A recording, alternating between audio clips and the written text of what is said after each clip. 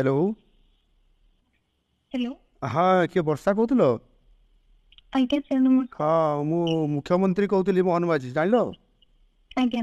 अच्छा हाँ ये मुझे खबर पाइली तुम और जो बापांकर जो अवस्था है एवं से भारी दुखित। बोधे आज पहुँची सब तो कथबार्ता होता जिला प्रशासन सहित एवं सेठी तांकर तुम बापांकर मोर शरीर बोधे आसूची रास्त अच्छी जहाँ मुझे खबर पाई आज पहुँची राति। हेलो। सकाଳେ पहुंचो। सकाଳେ पहुँच 2टा बेले पहुँचे बोली मुझे खबर पाई डेरी हे टे। आज्ञा। अच्छा हाँ तुम टे धैर्य धर है धैर्य धर मुझे अच्छी तुम सागर तुम भल मंद मुझे निश्चित भाव में बुझी भगवान कौन इच्छा थी से अलग कथा तुम एत भल पाठ पढ़ुच ठीक अच्छे बाकी मु तुम सागर अच्छी आमती तुम ये अंत्येष्टि क्रिया कार्यक्रम हम से निश्चित भाव में आम तरफ सहयोग रही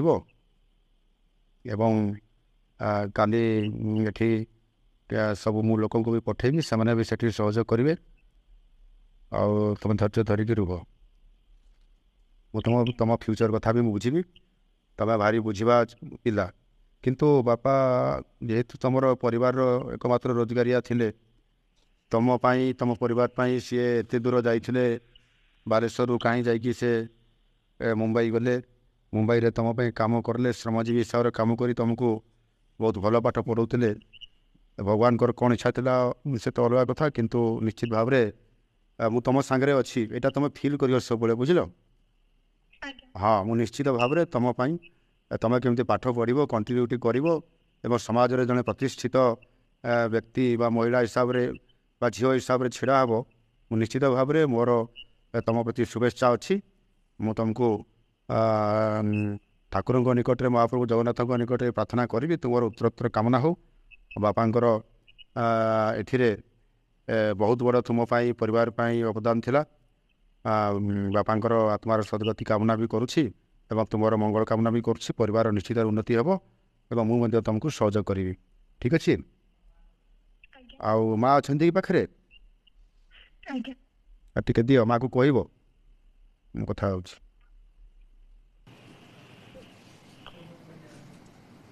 नमस्कार सर। हाँ हाँ हाँ नमस्कार।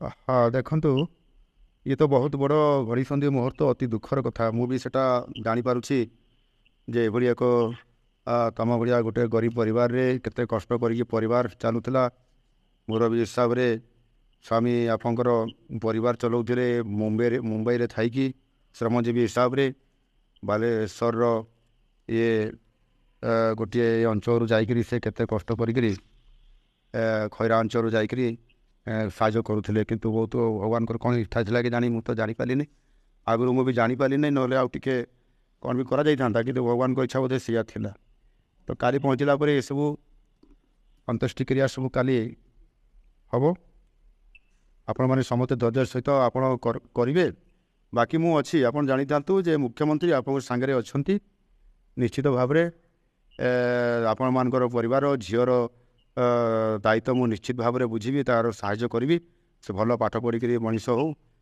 निश्चित भाव में सरकारी तरफ मुझे व्यक्तिगत हिसाब से निश्चित भाव में पूरा मुझे सहयोग करी तार उत्तरोत्तर कामना करुँच आपण भी आप परिवार भी मुझे चिंता करुँच आगामी दिन में निश्चित भाव में प्रतिफलित हो मुझे सहयोग करी आमर से एटी भी आमर अच्छा जो आपंकर अंचल जो भाई मैंने अच्छा भी मुझे पाखु एवं विभिन्न सहयोग करने पठेबी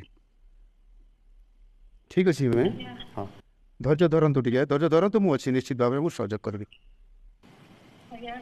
ठीक अच्छे मुझे जिलापाल को प्रशासन को कही से मैंने भी जाओ से कम करू